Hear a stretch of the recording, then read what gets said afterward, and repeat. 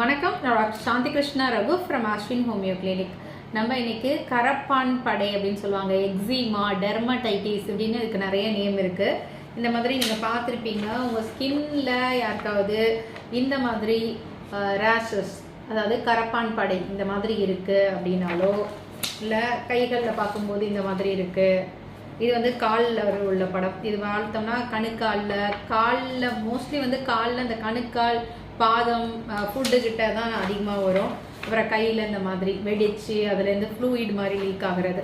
So இதெல்லாம் வந்து eczema, கரப்பான் படை அப்படின்னு நம்ம சொல்லுவோம். ஸோ இதில் பார்த்தோம்னா ஸ்கின் வந்து அப்படியே செதிலாக வர மாதிரி, ரெட்டான மாதிரி, அப்படியே கரடு முரடா ரஃப்பாக தடிச்சு அந்த தடிப்பில் ஒரு வெடிப்பு ஏற்படும். அங்கே ரொம்ப அரிச்சு அப்படியே சொரிஞ்சிக்கிட்டே இருப்பாங்க. ஸோ அதில் பார்த்தோன்னா சம்டைம்ஸ் வந்து ஃப்ளூயிட் மாதிரி லீக் ஆகும். அது மாதிரி இந்த படத்தில் பார்க்குற மாதிரி இது வந்து சொரிஞ்சு அப்படியே புண்ணாக்கி விட்டுருவாங்க. இந்த இடம்லாம் வெடிச்சு இருக்கும். பாலமாக ஒரு தடிமனாக கருப்பாக, சிலருக்கு வந்து செகப்பாக, அந்த ஸ்கின் லேயர் மேலே ஒரு 4-5 லேயர் வளர்ந்த மாதிரி இருக்கும்.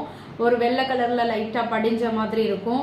அதில் வெடிக்கும். சிலருக்கு வந்து ட்ரையாக இருக்கும். சிலருக்கு இதுலேருந்து ஃப்ளூயிட் ஊஸ் ஆகும். அதாவது ஒரு தண்ணி மாதிரி வர ஆரம்பிக்கும். சின்ன பிளிஸ்டர்ஸ், இந்த படத்தில் காட்டியிருக்க மாதிரி சின்ன பிளிஸ்டர்ஸ், சின்ன கொப்பளங்கள் இதில் வரும். கொப்பளங்கள் வந்து அந்த கொப்பளங்கள் வந்து நைட்டில் வந்து ரொம்ப தொந்தரவு கொடுக்கறது, அதுலேருந்து நீர் வடிகிறது அப்படி இல்லாமல் இருக்கும்.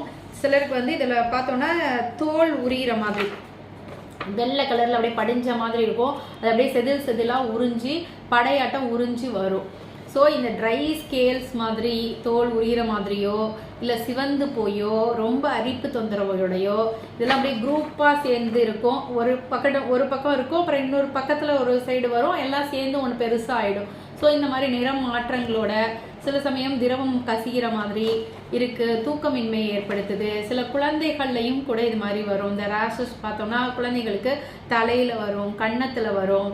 அது மாதிரி பார்த்தோன்னா அதுலேருந்து ஃப்ளூயிட் லீக் ஆகிறது, அரிப்பு ஏற்படுறது, தூக்கத்தை ரொம்ப டிஸ்டர்ப் பண்ணுறது, இந்த மாதிரி வரும். பெரியவங்களில் பார்த்தோன்னா எல்போ இந்த இடத்துட்ட வரலாம், அப்புறம் முழங்காலில் வரலாம், ஆங்கிள் நம்மளோட கணுக்காலில் வரலாம், கழுத்தில் வரலாம், நம்மளோட பாதங்களில் வரலாம். அந்த இடத்துல பார்த்தோம்னா ஸ்கின் ரொம்ப ட்ரையாக, ரேஷஸாக, அந்த மாதிரி வெள்ளை கலரில் ஒரு கோட்டிங் மாதிரி கவர் பண்ண மாதிரி, பிளிஸ்டர்ஸ் மாதிரி சின்ன கொப்பளங்கள்லாம் சேர்ந்துருக்க மாதிரி வெடிச்சு ஸோ இந்த மாதிரியெல்லாம் நமக்கு வரலாம். இதை என்ன மாதிரி ஃபேக்டர்ஸ் எல்லாம் வந்து இரிட்டேட் பண்ணி அதை ட்ரிகர் பண்ணும் அப்படின்னு பார்த்தோன்னா, சில ஷாம்பு சிலருக்கு ஒத்துக்காது, சில சோப்பு சிலருக்கு ஒத்துக்காது. அதை எடுத்துக்கும் போது அதிகமாகிடும்.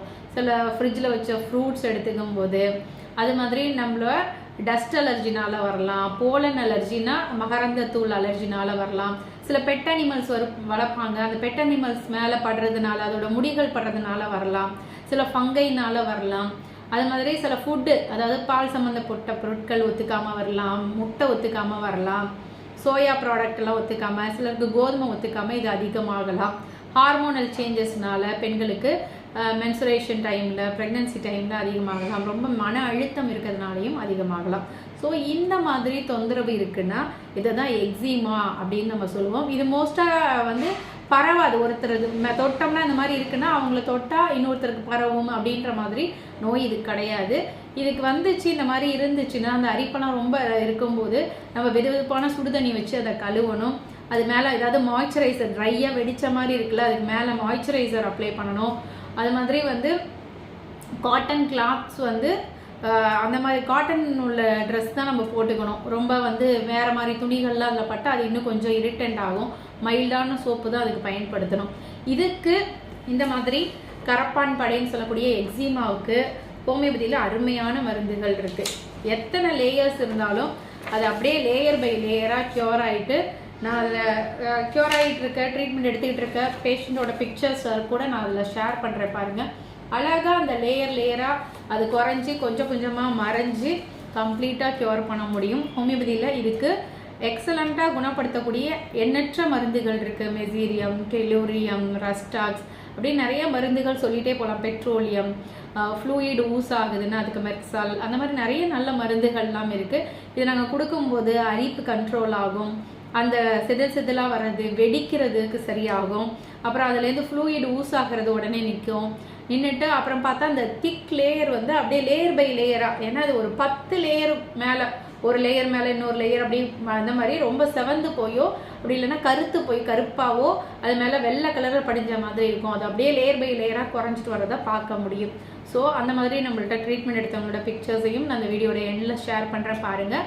ஹோமியோபதியில் இந்த மாதிரி கரப்பான்னு சொல்லக்கூடிய எக்ஸிமாவுக்கு நிரந்தரமான பக்க விளைவு இல்லாத தீர்வு இருக்குது. ஸோ இதெல்லாம் தெரிஞ்சு நீங்கள் பலனடையணும். இது மாதிரி பாதிக்கப்பட்டிருக்க உங்களுடைய நண்பர்களுக்கு மறக்காமல் இந்த வீடியோ ஷேர் பண்ணுங்கள். நன்றி.